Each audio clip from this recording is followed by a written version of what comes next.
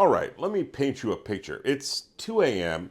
You're at your desk, half a Red Bull down, sticky notes everywhere. You've been sketching sneaker designs for months.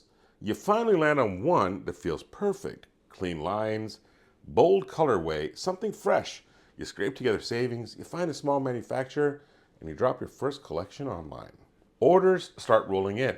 TikTok tags, an influencer on Instagram rocks the shoe, and hey, you're buzzing. Then, 2 months later, you're scrolling and there it is, your shoe.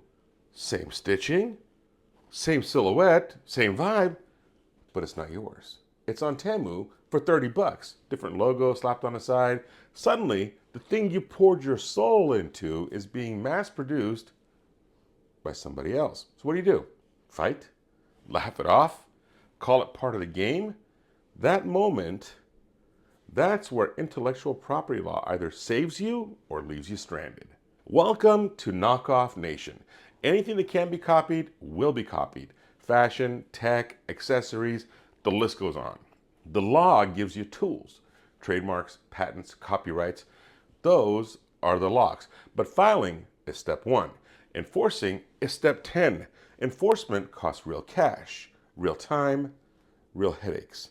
Look at luxury fashion lines like Louis Vuitton. That LV monogram, they didn't become iconic by accident.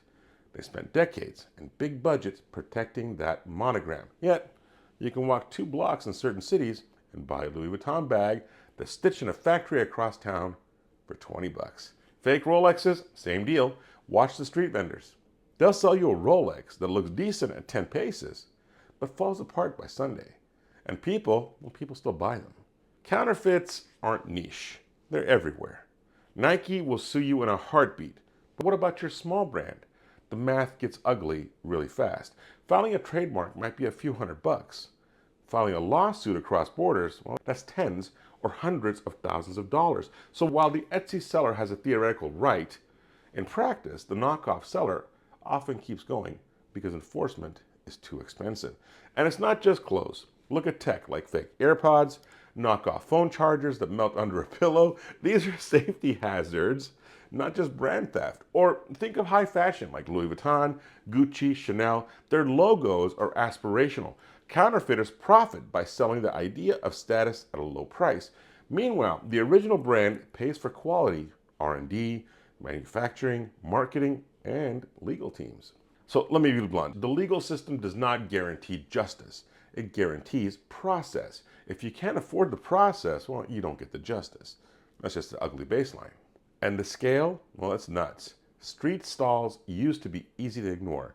Now, entire e-commerce platforms host marketplaces for counterfeits. Temu, Shein, random apps, they can flood the market in weeks. One viral post and suddenly your design is on 18 different listings.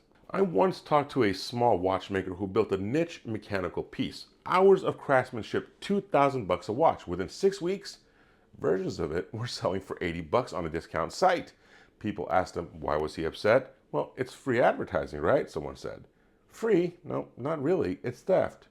It dilutes the value of the original. It confuses customers and it undermines what he built. So if the courtroom is long and expensive, what's the play? Build a brand that makes people want to buy the real thing. Brands like Louis Vuitton and Rolex don't just sell products. They sell trust, craftsmanship, identity. People save for years to buy a real Rolex because it's a promise of quality and status. That's why counterfeits exists, because of the brand is valuable. But the brand strength is also the real product's shield. Supreme turned a box logo into cultural capital. People line up overnight. Counterfeits exist, but the market still pays premium for authenticity.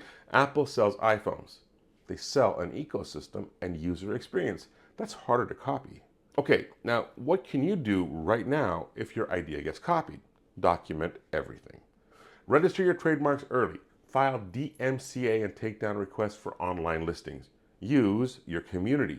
Make authenticity obvious. None of these are foolproof, but each one raises the friction for copycats. And remember, copying isn't only physical. Apps copy features. Instagram borrowed stories from Snapchat and lived to tell the tale. Facebook didn't sue, they built. In tech, copying can be a strategy. Sometimes being copied is a signal that you're onto something. Other times, it's a business-ending problem. So let me wrap this up. Knockoffs are part of the modern economy. The law gives you tools, but without resources, enforcement is tough. Your best defense is often the thing you control, your brand, your community, your storytelling. Build a product people love, make it unmistakably yours, and make authenticity a part of the experience. Now, hit me.